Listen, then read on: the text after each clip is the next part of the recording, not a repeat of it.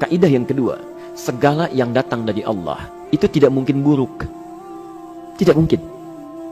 Kenapa kita diminta untuk taat dengan mutlak? Karena segala yang datang dari Allah pasti baik. Ya, pasti baik. Karena Allah menurunkan segala maslahat sesuai kebutuhan kita. Cuma manusia kadang-kadang, menginginkan sesuatu dengan pikiran pendeknya yang bukan kebutuhannya. Al-Baqarah 216. Enggak pelan-pelan kita ya.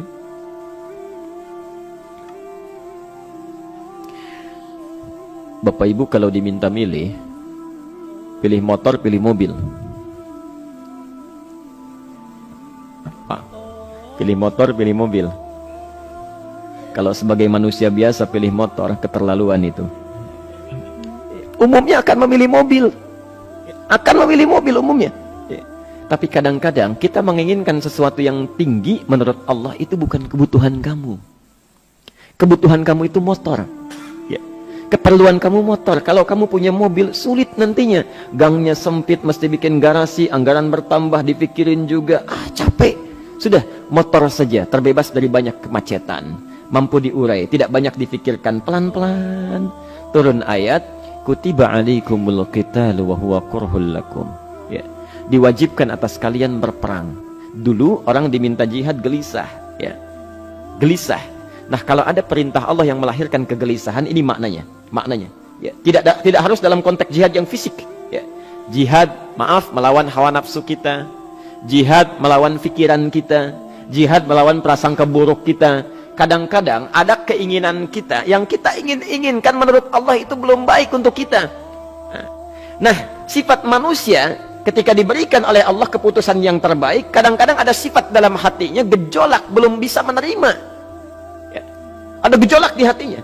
Dalam keadaan demikian kata Quran, kutiba alaikumul qital. Kalau Anda merasakan sesuatu sedang ada gejolak di jiwa, sulit menerima ketetapan Allah, maka perangi perasaan-perasaan buruk itu. Wa huwa kurhul lakum, walaupun itu sulit.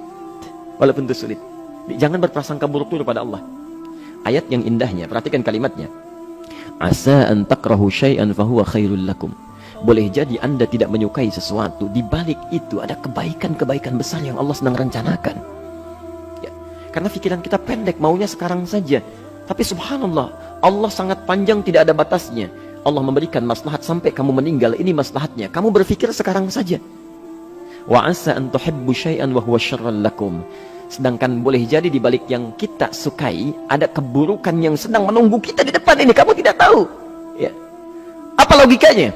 Wallahu ya'lamu, Allah tahu masa depan yang akan terjadi menimpa kita, wa antum la ta'lamun, sedangkan kalian tidak bisa membaca masa depan. Ya. Saya punya adik perempuan datang lalu meminta doa. Kak, saya ingin tes katanya. Ya, di salah satu bank. Kemudian sudah pada tahap akhir yang menurut hitung-hitungan manusia dan perkiraannya insya Allah lulus. Karena tidak ada alasan apa-apa lagi untuk tidak meluluskan. Baik, bismillah kita berdoa. Tapi doa kita seperti dibimbing oleh Quran, tidak minta dunia saja. Ya. Jadi dunia baik, Al-Baqarah 201. Rabbana atina fid dunya wa fil akhirah. Ya. Dunia minta baik, akhirat minta baik. Tapi aturan dunia dan akhirat ini jangan disebandingkan, rugi. Dunia itu kecil, ya, akhirat lebih besar. Dunia itu kecil.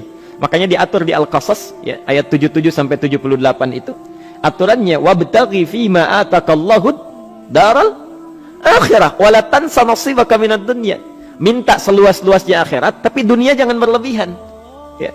Sekedar mencukupi kebutuhan kita saja. Ya. Pakaian, Bapak Ibu sekalian, ya, kita beli pakaian sesuai kebutuhan saja, jangan berlebihan. Ya. Cukup ketika kita akan sholat, layak, indah dalam pandangan Allah. Ketika kita akan bermuamalah, bagus, tidak mengecewakan orang lain, sudah. Maka waktu selebihnya, ketika kita mencari sesuai kebutuhan, waktu selebihnya bisa digunakan untuk memperbanyak ibadah. Tidak banyak energi terbuang, uang juga terbuang, tenaga juga terbuang. Bayangkan kalau keinginannya macam-macam. Wah, ingin baju terbaru, ingin tasnya Hermes, mereknya dari Paris, sekarang juga mesti dibeli. Wah, uangnya sudah 400 juta keluar, tenaga mesti keluar, beli tiketnya macam-macam dan sebagainya. Habis waktu untuk mengejar dunia, ibadah tertinggalkan. Di rumusnya dunia itu secukupnya saja. Nah, yang paling menarik, kita doakan supaya Allah memberikan kebaikan dunia dan akhiratnya yang paling utama. Maka datanglah dengan lesu mengatakan, saya tidak lulus katanya.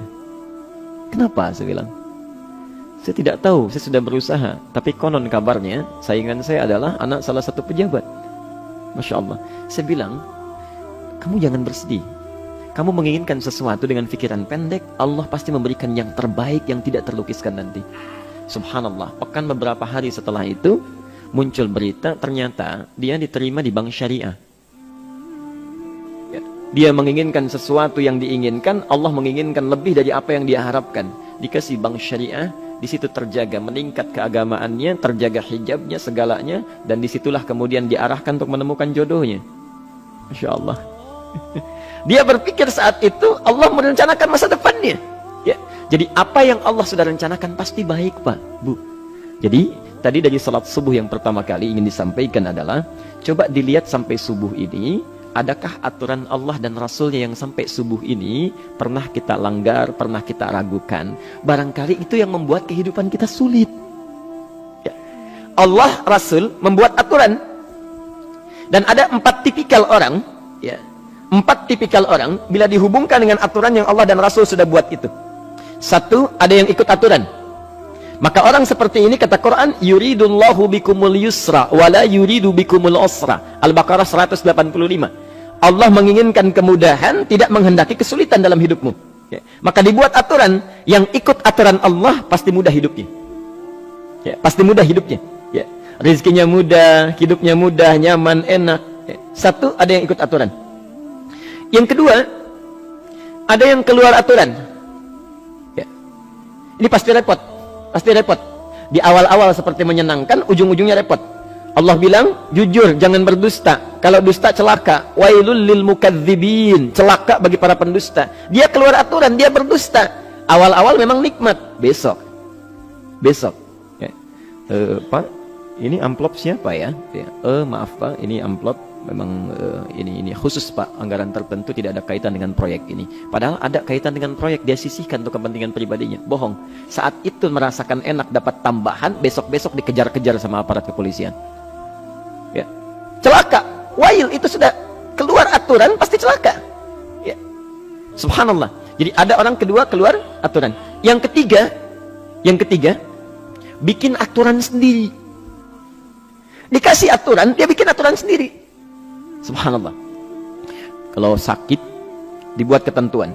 Sakit pertama, kalau biasa-biasa saja, ya subhanallah, ikhtiarnya pergi ke dokter.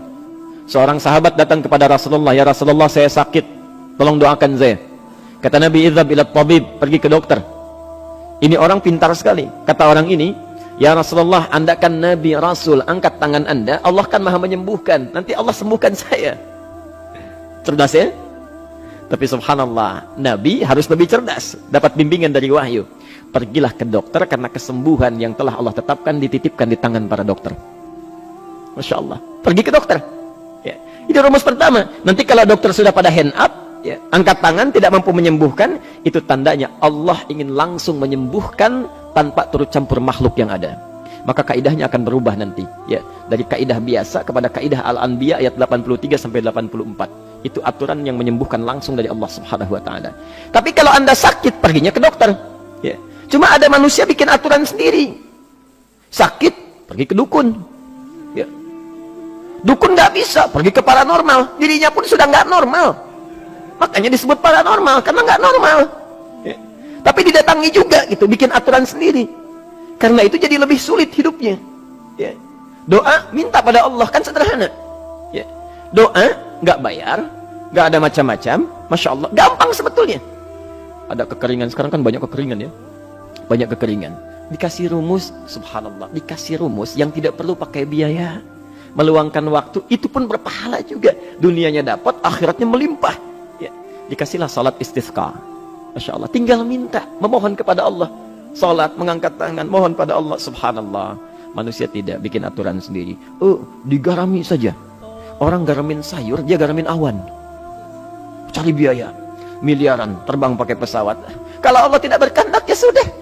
Ya. Ayo silahkan, berapa biaya yang mau kamu kumpulkan, tenaga yang kamu kumpulkan, silahkan aja. Ya. Yang ini hujan, bikin kering lagi di sana. Sana hujan, bikin kering lagi di sana. Mau sampai kapan? Ya. Dikasih yang gratis, tinggal muncul. Cuma manusia bikin aturan sendiri. Ya susah hidupnya. Itu yang ketiga. Yang keempat, ada orang nggak mau diatur. Allah bikin aturan, dia nggak mau diatur. Ya, Masya Allah. Ini yang luar biasa. Inilah yang fasik. Fasik itu keluar dari aturan. Menyimpang. Tidak mau diatur dia. Ya, tidak mau diatur. Karena itu Bapak Ibu sekalian, dari ayat yang pertama ini, ya, mari kita evaluasi sampai dengan hari ini subuh. Dari ayatnya memang sederhana, singkat, padat, cuma satu ayat. Tapi meminta kita untuk melihat, sudahkah sampai hari ini taat pada Allah dan Rasulnya? Yang kedua, ketaatan kita apakah selalu ragu atau sudah melahirkan keyakinan yang paripurna? Ya.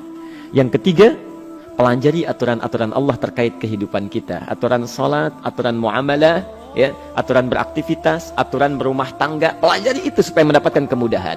Biasanya kesulitan didapatkan karena kita belum mengenal aturan Allah dan